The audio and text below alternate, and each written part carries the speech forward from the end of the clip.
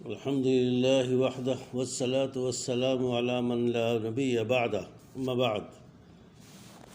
دوستوں اور ساتھیوں،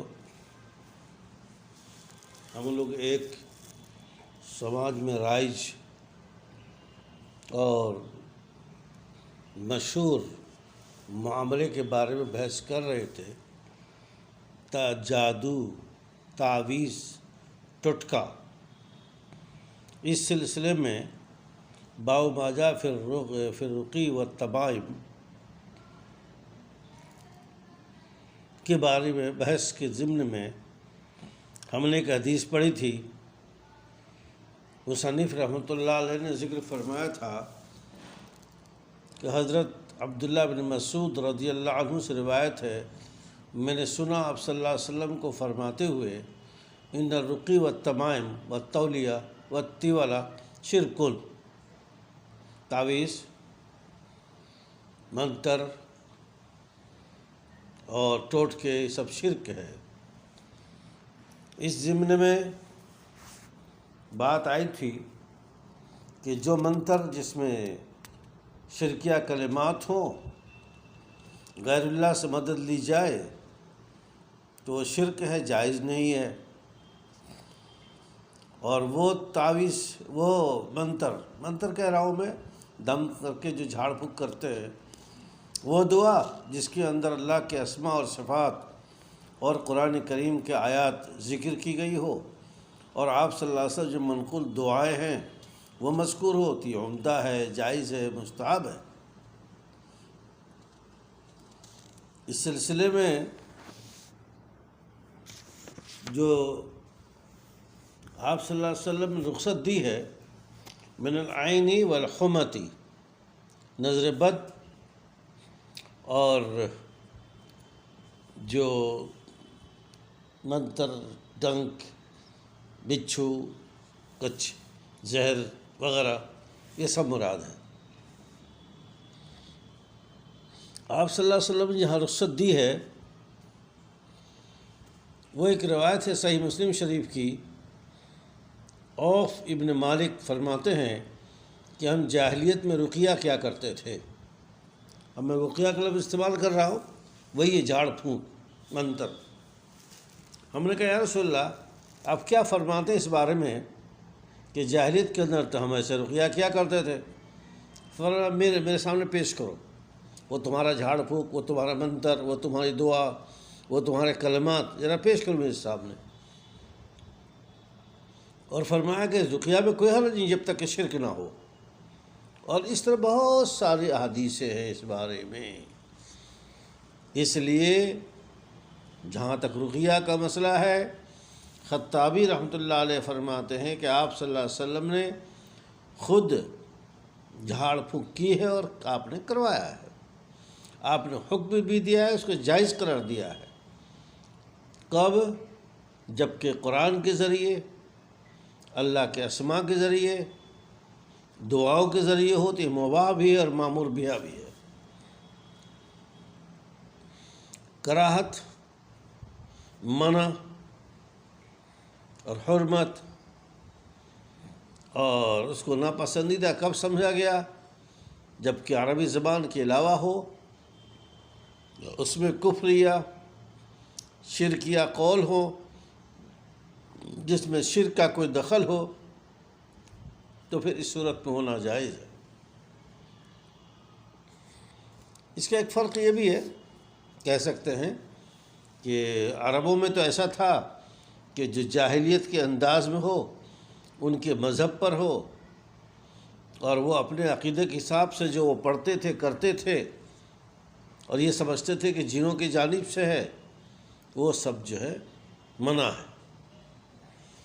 شیخ الاسلام رحمۃ اللہ علیہ فرماتے ہیں کہ ہر وہ نام جو مجہول ہے، نہیں معلوم ہے، تو اس کے ذریعے سے رقیہ نہیں کرنا چاہیے، جائے کہ اسے دعا کرے اور جو کچھ اس کے معنی معلوم ہو۔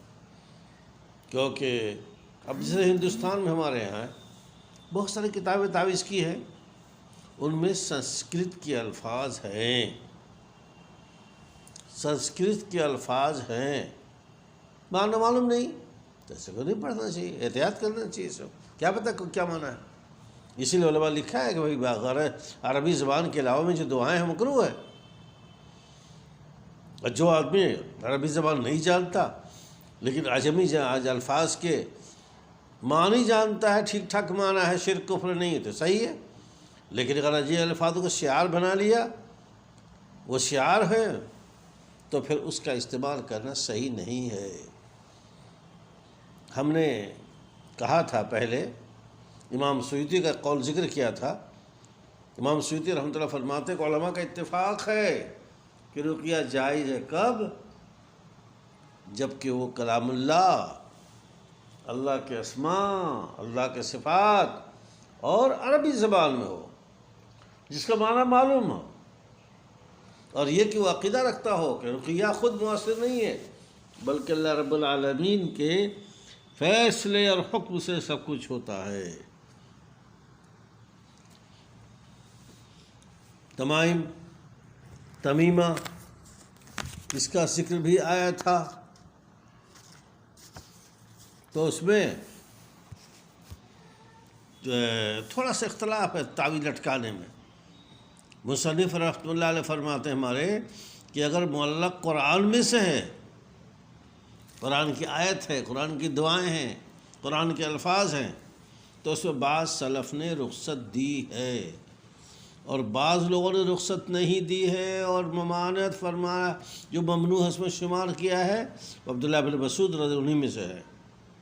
بہرحال یہ جان لینا چاہیے، یقین رکھنا چاہیے کہ صحابہ تابعین میں جو علماء ہیں ان کے بعد انہوں نے اختلاف کیا ہے، ان کا اختلاف ہوا ہے تمائم کو لٹکانے میں، جو قرآن میں سے یا اللہ کے اسماء اور صفات میں سے۔ ایک جماعت کہتی جائز ہے، یہ عبداللہ بن عمر بن عاص رضی اللہ عنہ کا فتویٰ ہے، اور یہ وہی ہے جو حضرت عائشہ رضی اللہ تعالی عنہا سے مروی ہے، اور ابو جعفر باقر امام احمد رحم اللہ کا مسلک ذکر فرمایا ہے، اور جن حدیثوں میں ممانعت ہے اس کو محمول کیا ہے شرک پر، ایسے تعویذ جو شرکیہ الفاظ پر مشتمل ہوں وہ جائز نہیں ہے۔ اور ایک جماعت یہ صاف طور پر کہتی کہ بالکل جائز نہیں ہے، یہ عبداللہ ابن مسعود، عبداللہ ابن عباس رضی اللہ عنہما کا قول ہے۔ ایسے حضرت حذیفہ، عقبہ ابن عامر، ابن عکیم یہ فرماتے ہیں، اور یہی قول ہے تابعین میں سے ایک جماعت کا۔ عبداللہ بن مسعود کے صحابی ساتھی اور امام احمد ایک روایت میں جس کو اختیار کیا ہے بہت سارے صحابہ نے، اور متاخرین بھی اسی کو مانتے ہیں، اور اس حدیث سے جہاں ممانعت آئی ہے انہوں نے دلیل پکڑی ہے، کہتے ہیں کہ بھائی دیکھو 3 چیزیں ہیں جن کی بنیاد پر ہم اس کی ممانعت کو مقدم کرتے ہیں۔ ایک تو عموم میں نہیں وارد ہے حدیث پاک میں، اس کا کوئی مخصص عموم کے لیے نہیں ہے۔ دوسری بات کہ لوگوں کے درمیان فتنے کو روکنا، سد ذریعہ، کہ جب ایک کو گنجائش دیں گے تو بہت سارے راستے کھل جائیں گے بھائی۔ تیسری بات یہ ہے کہ جب کوئی چیز لٹکائی جائے گلے میں تو ضروری ہے کہ اس کو لٹکانے پہلے اس کا آزما لے، اس کو ضرورت کی شکل میں یا کسی اور معاملات کے اعتبار سے اس کو آزمائے، دیکھے، اٹھا کر رکھ کر دیکھے۔ آپ ان حدیثوں پر غور کیجئے اور سلف سے جو منقول اس کو دیکھیے، صاف طور پر ظاہر ہو جائے گا اس سے کہ ہاں بھائی کیا مقصد ہے کیا نہیں ہے۔ کہتے ہیں کہ جب تم جو عصر، جو زمانہ، جو قرون جن کو فضیلت دی گئی وہ 3 قرون ہیں، 3 قرن ایسے ہیں جن کے بارے میں گواہی دی گئی ہے وہ مشہود لہم بالثلاثہ بالخیر ہے تو ان میں دیکھو گے آپ کہ جو کچھ اس میں ہوا ہے، جو فتنے آئے ہیں بعد میں، وہ کیا چیز ہے؟ قبروں کی تعظیم کرنا، قبروں پر مسجد بنانا، قبروں کی جانب متوجہ ہونا دل اور چہرے سے، اور ساری دعائیں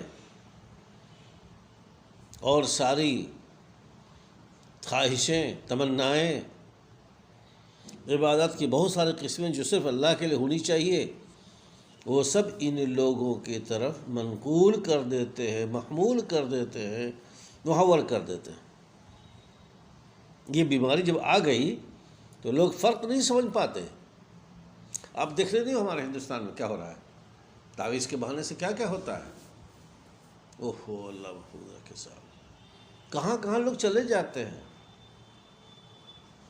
ایمان بھی بیچ ڈالتے ہیں، عورتیں عزت بھی بیچ ڈالتی ہے، بہت ساری خرابیاں ہیں صاحب۔ اللہ تعالیٰ کا ارشاد ہے، اسی لیے وَلَا تَدْعُ مِن دُونِ اللَّهِ مَا لَا يَنفَعُكَ وَلَا يَضُرُّكَ فَإِن فَعَلْتَ فَإِنَّكَ إِذًا مِّنَ الظَّالِمِينَ۔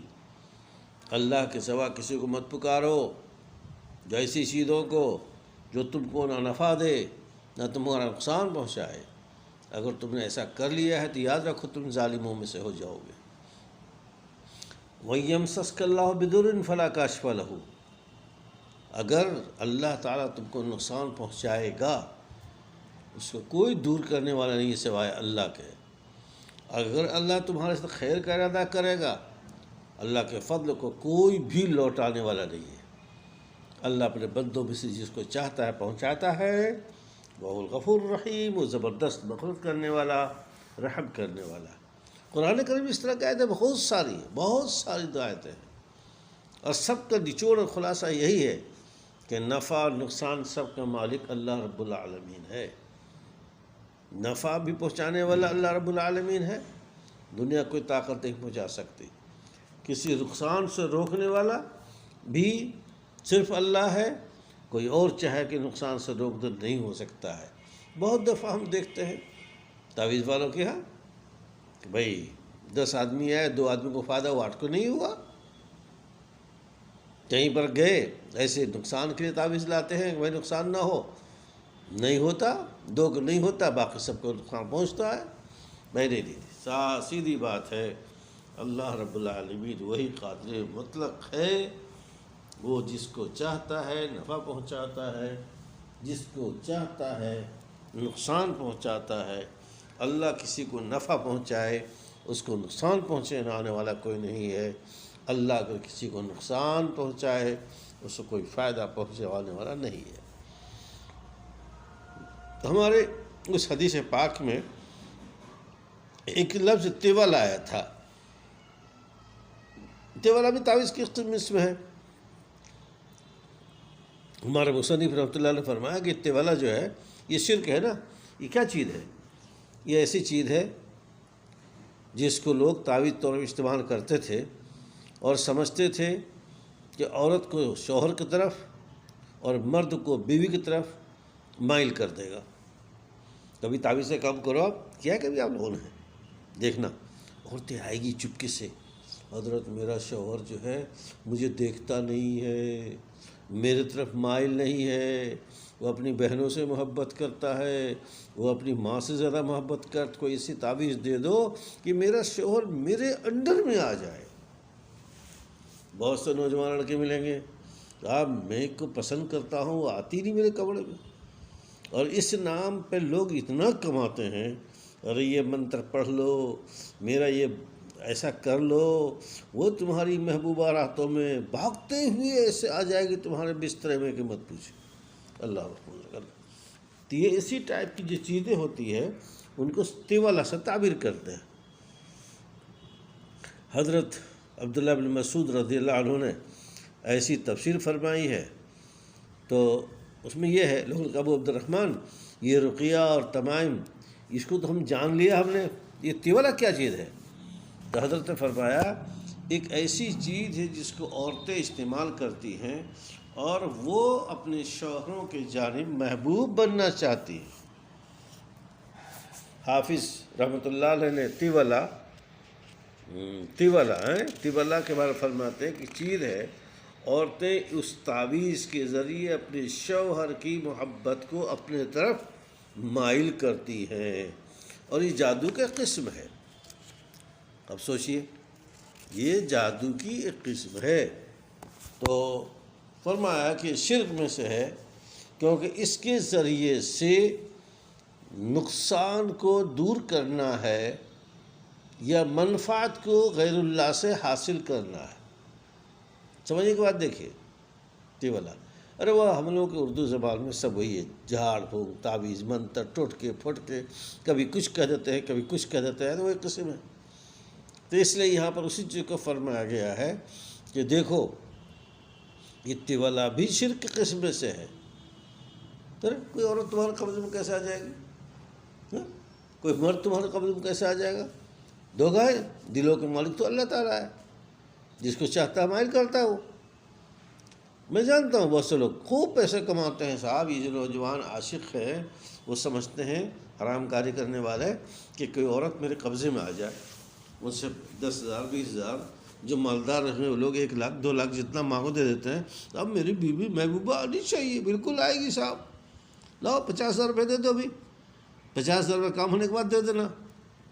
اس کو منتر پڑھا دیتے ہیں، بتا دیتے ہیں، اور جو پڑھتا ہے کام نہیں ہوتا، تو کہتے ہیں دیکھ، تجھ کو میں نے بتایا تھا کہ 10:01 پہ پڑھنا، تو نے ٹائم سے آگے پیچھے کر دیا، تجھے پڑھنا نہیں آیا، تجھ کو میں نے کہا تھا سو گیا، بیچ میں آنے لگ، وہ کہتا ہاں جی سر اونگ آ رہی تھی، تھک رہا تھا میں ہو گیا، تیری غلطی ہے نا، جا تیرے 50,000 نہیں ملتے، پھر یہ بھی 50,000 روپے کما لیا ہو۔ یہ اس طرح کے دھوکے بازی بہت ہے۔ آپ دیکھنا ان تعویذ والوں کے پاس میں صحیح جو عمل والے ہیں وہ کبھی نہیں کہتے کہ بیوی ایسی ہو جائے گی، یہ بھاگ جائے گی، یہ شوہر بھاگ جائے گا، نہیں، وہ کچھ نہیں۔ لیکن جو لوگ پیسے کمانے والے ہیں وہ تو بھائی خوب کرتے ہیں، ہاں جی یہ لاؤ چینی لاؤ، تو نمک لاؤ، تو ہلدی لاؤ، تو اس کے بال کاٹ کے لاؤ، اس کے ناڑا لاؤ، تو اس کا یہ لاؤ، کپڑے لاؤ، اس کے جو بدن سے سمیٹے ہوئے، یہ سب دھندے۔ اللہ نہ کرے کبھی اس طرح کے دھندے کرنے کی نوبت آئے۔ اسی لیے ہاں حدیث پاک میں منع فرمایا گیا ہے، ان سے بچنا چاہیے۔ خلاصہ حدیث کا یہ نکلا کہ رقیہ اور تمائم اور یہ تیولا یہ سب شرکیات میں سے ہیں، کیونکہ نفع نقصان کا مالک صرف اللہ تعالیٰ ہے، اس کے علاوہ کوئی دوسرا نفع نقصان نہیں پہنچا سکتا ہے۔ ہاں ان کلموں میں اسماء، اللہ تعالیٰ کے نام، اللہ تعالیٰ کی صفات، قرآن کریم کی آیتیں یا وہ دعائیں جو آپ صلی اللہ علیہ وسلم منقول ہے، وہ اگر کوئی استعمال کرتا ہے اس کی گنجائش نکل سکتی ہے۔ جیسے میرے پاس کوئی آتا ہے کہ بھئی آپ فلاں، ٹھیک ہے، سورہ ناس پڑھ لو، سورہ فاتحہ پڑھ کے دم کر دو، کیا حرج ہے؟ کوئی حرج نہیں۔ یا کوئی آدمی پڑھنا نہیں جانتا، میں نے اس کو کچھ دعا لو اللہ احد لکھ دے، لو اس کو جو تم ایسا کر لینا، یہ سب کیا چیز ہے؟ اللہ کا ہی استعمال ہے، اللہ کا نام، اللہ کے کلمات، اللہ کا صفات، اللہ رب العالمین کی دعائیں، آپ صلی اللہ علیہ وسلم کی دعائیں، یہ سب استعمال کی جاتی ہے۔ ان کو استعمال کرنے میں کچھ گنجائش نکل سکتی ہے، اور اسی پر اکتفا کرتے ہیں۔ آگے مصنف رحمۃ اللہ علیہ ایک دوسری ایک بحث، اس سے ملتی جلتی بحث کو ذکر فرمائیں، انشاءاللہ کل اس کو دیکھیں گے۔ سبحان ربک رب العزت عما یصفون، والسلام علی المرسلین، والحمد للہ رب العالمین۔